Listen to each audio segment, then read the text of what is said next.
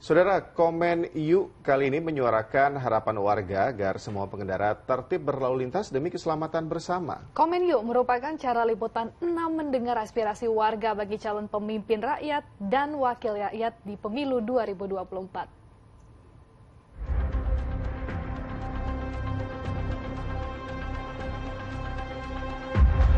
Motor suka nyelip, suka beloknya tuh kadang-kadang lupa ngasih sen.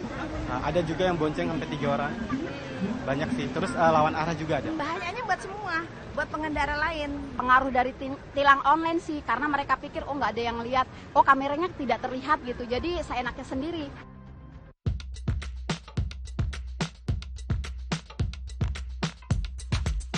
Pelanggaran lalu lintas kini semakin marak terjadi, seperti pemotor yang sering melawan arah, mobil yang masuk ke jalur bus, hingga sepeda motor yang dinaiki lebih dari 2 orang. Pelanggaran lalu lintas tentu saja berpotensi menyebabkan kecelakaan yang dapat menimbulkan korban jiwa.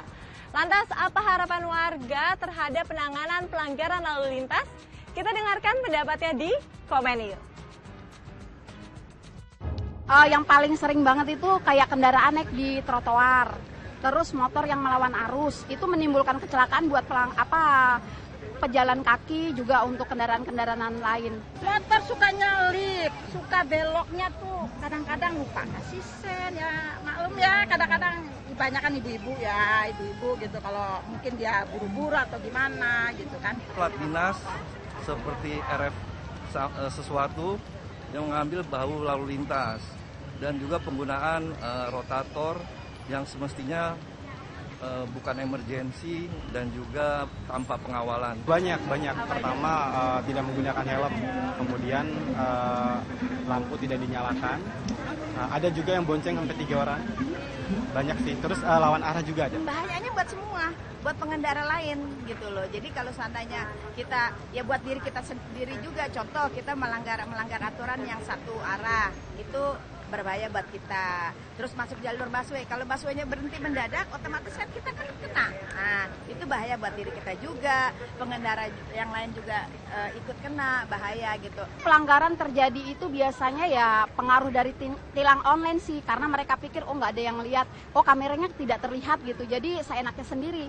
Pakai CCTV itu saya pikir kurang efektif ya, karena masih banyak pelanggaran yang dilakukan oleh pengendara. Mendingan tilang manual kayak gitu, jadi lebih meminimalisir pelanggar lalu lintas.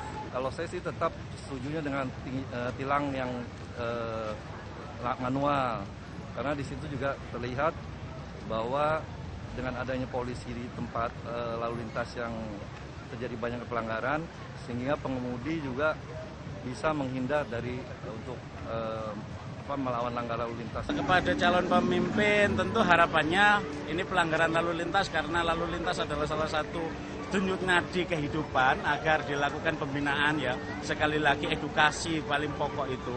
Selain juga aparatur kepolisian juga sering-sering melakukan kegiatan patroli dan macam-macam.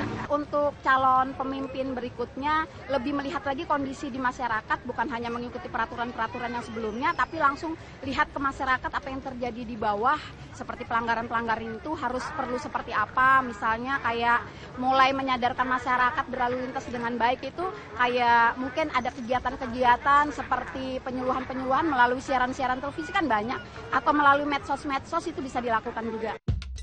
Minimnya pelanggar lalu lintas dapat menekan angka kecelakaan. Harapannya tentu saja gak ada lagi korban jiwa akibat kecelakaan lalu lintas. Semoga apa yang tadi disampaikan warga ini bisa didengar dan juga dicatat ya. Saya Agisa Febila dan Satria Andika. Sampai jumpa, salam SCTV.